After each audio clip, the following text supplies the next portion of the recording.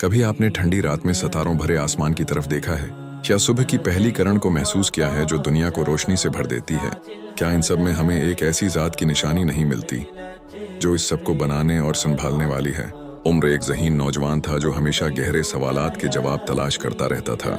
उसे कायनात के असरार, जिंदगी के आगाज और हर चीज के मकसद को समझने की शदीद ख्वाहिश थी। एक दिन उसका दोस्त अहमद, जो एक मुत्तकी शख्स था, उससे मिला। अहमद ने उमर को अल्लाह की वहदानियत के दलाइल पर गौर करने की दावत दी। अहमद ने कहा, उमर, कायनात में हर चीज एक मुनज़्ज़म तरीके से चल रही है। सूरज वक्तों पर निकलता और गुरूब होता है, चांद के मदार मुकर्रर हैं और मौसम अपने वक्त पर आते हैं।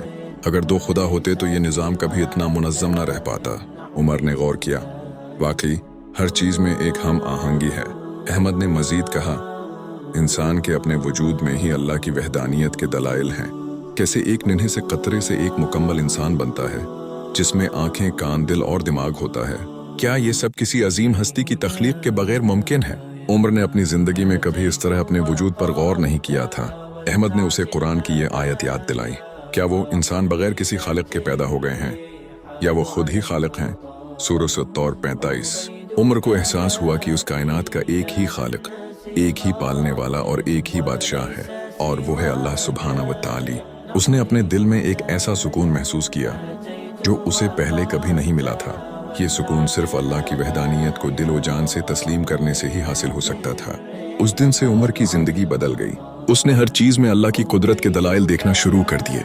सूरज की रोशनी में, बारिश के कतरों में, फूलों की खुशबू में, सब में उसे एक ही जात का जलवा नजर आता, और ये यकीन उसके दिल को हर परेशानी से आज़ाद कर देता था। उमर की कहानी हमें याद दिलाती है कि अल्लाह की वहदानियत के दलाइल कायनात के हर ज़रे में मौजूद हैं। बस हमें गौर करने वाली आंखें और सोचने वाला दिल चाहिए। या अल्लाह, हमें अपनी वहदानियत पर कामिल यकीन नसीब फरमा, और हमें उन लोगों में से बना जो तेरी निशानियों पर गौर करते हैं। आमीन।